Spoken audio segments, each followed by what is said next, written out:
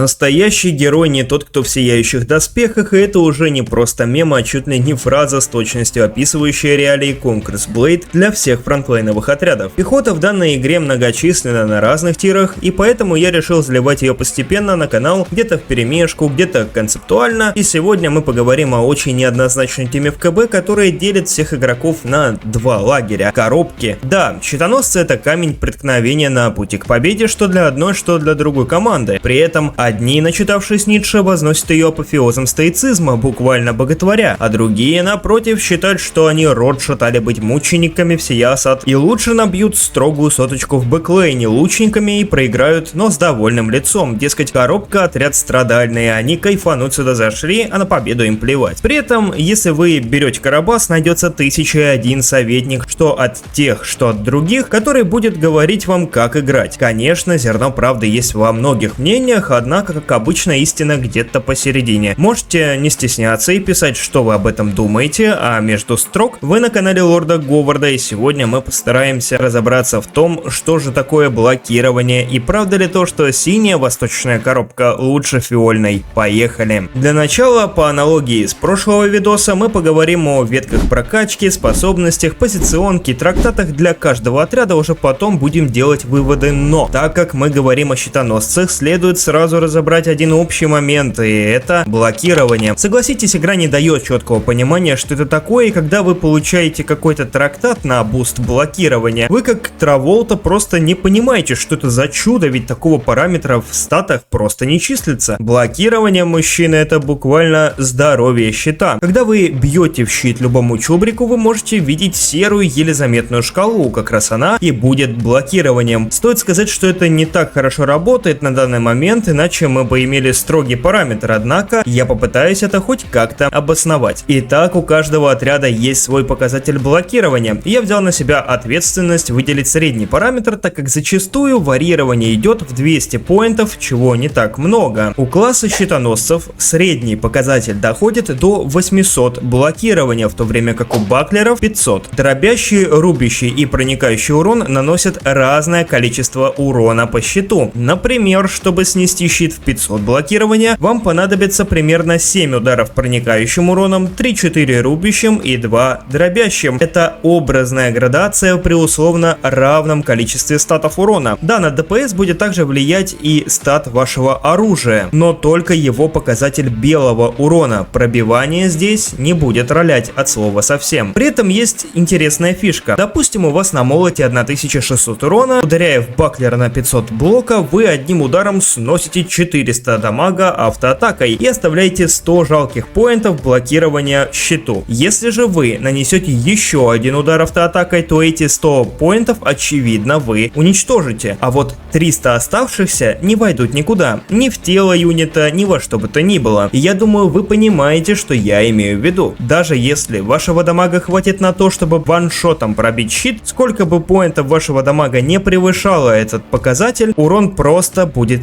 нивелироваться. Конечно, мы говорим про автоатаки, ведь способности как героев, так и отрядов, некоторые снаряды пушек и вообще все АУЕ механики игры иногда просто игнорируют блок, о чем нигде ничего не сказано. Надеюсь, после сказанного у вас хотя бы появилось понимание, что такое блокирование и насколько полезен трактат на условных плюс 200 к блоку. Забегая вперед, скажу, что билд через блокирование имеет смысл только в том случае, если трактатами вы добавляете 500 блокирования в сумме. Ну и то, что, думаю, многие знают, как минимум замечали, когда вы уничтожаете щит, то есть полностью снимаете показатель блокирования, персонаж опускает щит и оглушается, стоя АФК около 1,5 секунд. Блокирование разобрали, теперь перейдем к отрядам. Фиольная коробка обладает пассивным навыком сомкнутые щиты, который позволяет отталкивать щитом вражеских юнитов, когда она стоит в построении, накладывая небольшие микробаши. Данный эффект также бустит здоровье щита на 35%, но сбивается, если данный щит пробьют, коробку подожгут или опрокинут. Но когда щиты пробивают, коробка все еще достаточно плотная, из-за стоковых показателей защиты туши юнитов почти на 1000 и 500 от дробящего урона. Также по ней снижен урон от огня. Ну и учтите, что у нее все-таки еще 14 тысяч здоровья. Однако перемещение отряда и его скорость построения ниже средних показателей, но это, я думаю, и так логично. Надеюсь, вы не извращенцы, урон мы с вами вами трогать не будем. А что там по прокачке? Качаем коробку вниз, дабы залутать очень хорошую кнопку из таланта перевязка. Почему не вверх, спросишь меня ты? Ответ я дам чуть-чуть позднее. Далее на очереди кнопки. Первое — этакое продвижение. Отряд перестраивается в линию, идет вперед, раздвигая построение противника. Еще в описании сказано, что она неуязвима в неподвижном построении, в описании подвижного скилла, что бы это ни значило. И тут сразу несколько нюансов. Ох, с чего б начать? Пожалуй, с того, что скилл действительно так работал сезона так 2 назад, а когда его поменяли, я сам честно не заметил. Теперь это продвижение не расталкивает юнитов впереди в плотном построении, только тех, что разомкнуты или свободны, что делает эту часть скилла ну просто бесполезной. Также эта неуязвимость просто не работает, а если и работает, то достаточно криво, так как в момент, когда юниты перестраиваются, они опрокидываются всем чем только можно, когда идут тоже, когда доходят тоже. В общем, ничего общего с тем, что тут написано. Я тестил во многих вариациях не с одним человеком, и единственное, что мелькнуло, это то, что в секунду, когда короб перестраивался по окончанию продвижения, был какой-то пробел, когда контроль действительно не работал, но это, честно, ближе к багу, чем к истине, так как повторить подобное после я так и не смог. Ну и иногда в продвижении часть идет, часть прокидывается, в общем, что-то непонятное и забагованное. Единственное, что приятно, помните пассивку «Сомкнутые щиты», которая срабатывает шансом отталкивания противника в построении? Так вот, если шанс срабатывания в построении около 30%, это мы видим наглядно, то в момент, когда они идут, все 100%, что теперь обязывает тяжей использовать фиолетовый сет, чтобы прокинуть ее в движение ультимейтом, иначе они ульту просто собьют. И да, конечно, все намного проще, если у вас будет антиконтрольный отряд типа железки, или отряд с контролем по типу мермелонки, а еще проще дождаться, пока она просто дойдет, ведь это продвижение супер короткое. В общем, делайте выводы. Вторая кнопка — сопровождение. И да, все просто. Прожав ее, отряд окружает вас, при этом каждых 3 атаки по вашему юниту активирует на нем полный неуяз к контролю, он еще таким желтеньким начинает подсвечиваться. Да, они, конечно, перестают толкать щитами, как в построении, но если у вас вкачано мастерство, сами атаки вашего отряда будут оглушать противника, что в принципе вблизи делает что построение, что сопровождение одинаково неприятным для врага. Третья кнопка — восстановление, которая хилит в течение 15 секунд по 250 хитпоинтов в секунду, то есть отжирает за 15 секунд вашего юнита на 3750 хп, что 1/5 его здоровья. Теперь пойдем к трактатам. Самый главный трактат почти на всех щитоносцах — это Бастион. Открывает 4-ю кнопку, при нажатии которой дает неуязвимость ко всему контролю на 2,5 секунды. Тут же стоит сказать, что механика этой кнопки разделяет модель вашего щита от туши вашего щитоносца, чем и нивелирует большинство контроля. Зная это, вы можете обузить множество вещей, к примеру, натиск конницы, который первично проходит в щит, почти не нанесет по вам урона в бастионе, так же как и залп фальконетов, новых пушек или просто артиллерии без эффекта горения. Второй же по важности трактат, второй уникальный трактат копейщика, который помимо блокирования 250 дает вам еще и 200% к восстановлению блока. Кстати, родной перк у коробки и так дает ей еще плюс 40%. Третий трактат советую вставить защита. 5-й тир, конечно, идеально, но подойдут и грейды чуть ниже. Они повышают защиту от всех типов урона на 100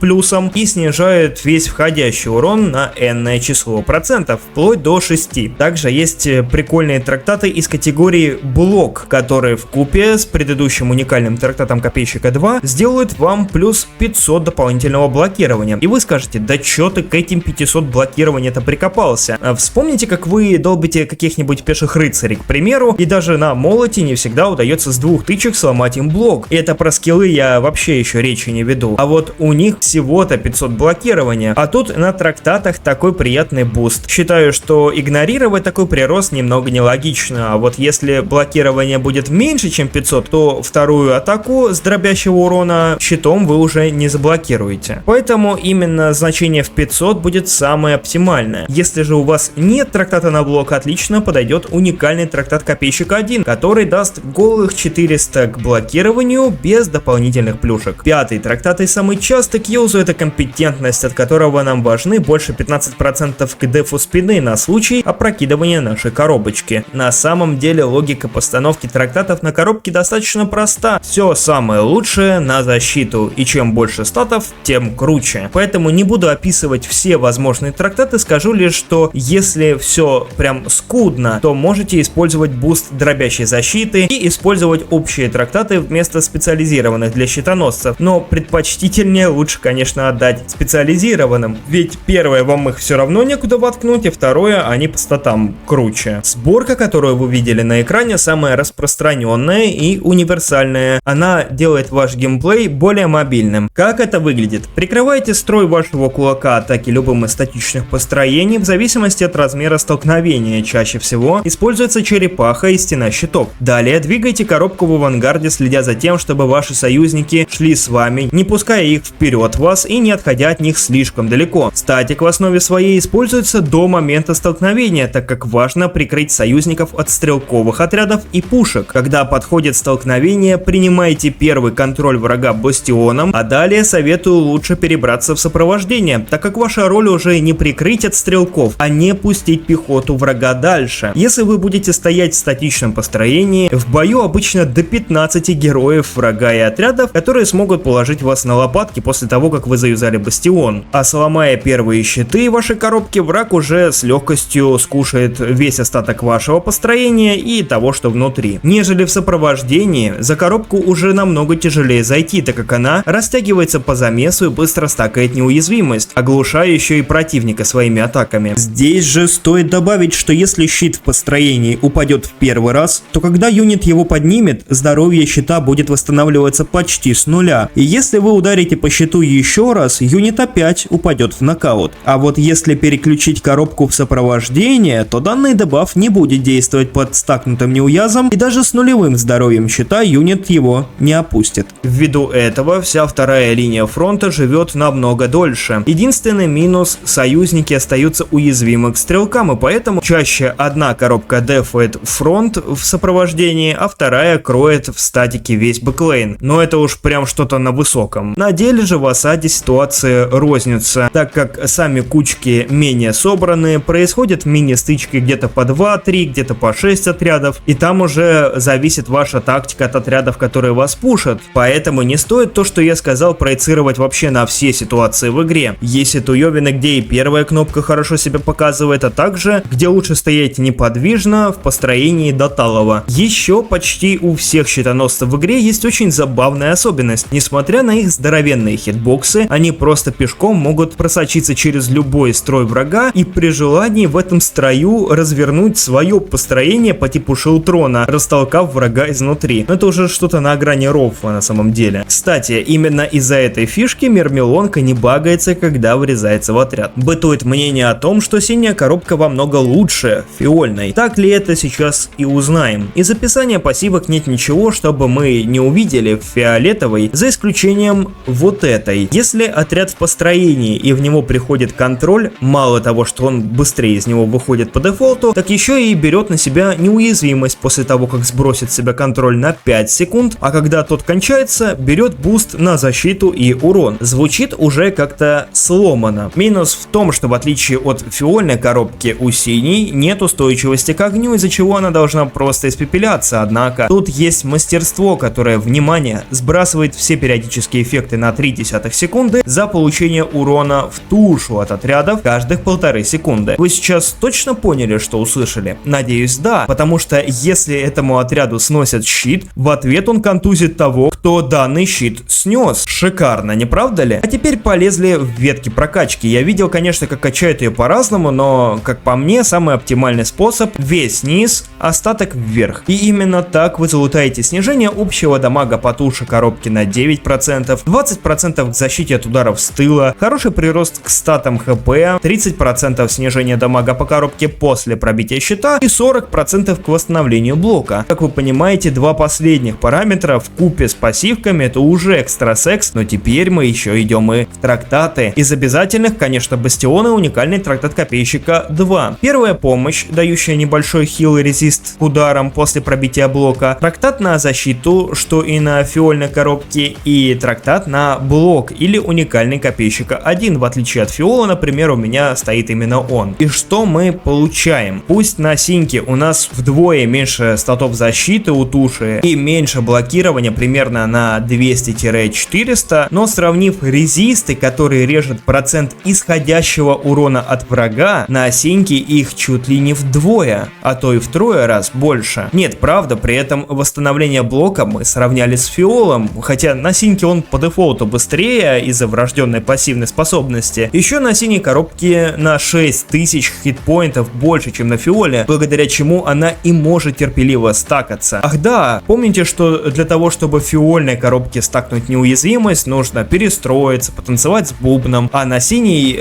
просто стоять и терпеть. При этом та же кнопка продвижения есть, она, конечно, хуже работает, то есть вы в ней никого не станете и вас опрокинуть намного легче, но это не роляет, потому что на одном, что на втором отряде это мертвые кнопки. Единственное, в чем синяя коробка прям сильно уступает, так это в том, что она компактнее, что сильный минус. Но знаете, я лично готов простить и такие минусы, исходя из соображения того, что она дешевле аж на 110 лидерства. Давайте просто посмотрим, как в сравнении она себя покажет против контрпика, той же железки и сифонофорцев. И пока мы смотрим, скажу, что по геймплею коробки тут намного проще, просто вы ставите ее only в свинку и терпите. Ради теста я устроил себе челлендж, в котором в каждый бой я брал коробки, и знаете, я не могу строго сказать, что получилось хорошо сравнить. За 50 каток я попадал в разные ситуации против разных отрядов, и может из-за хайпа новости синяя коробка мне показалась все-таки чуточку поприятнее, однако я не могу говорить, что это объективный экспириенс. Но когда вы бегаете на фиольной коробке, вы понимаете, что вы на мобильном юните, который может подстроиться под любую ситуацию. И на ТВ я бы отдал ей больше предпочтения, конечно. Но если учитывать, что коробка, чтобы крыть, то дефолтного построения в 70% случаев вполне хватает. А в дефолтном построении синяя коробка показывает себя чуть лучше, за исключением того, что зона покрытия чуть меньше. Думаю, комментарии тут излишни. Вас я попрошу в них не сдерживаться и поставить лайк под видео, ведь если под ним соберется сотни лайков, следом покажу приколы с остальными коробками. А какие именно вам коробки интересны, дайте знать. С вами был Лорд Говард. Покеда.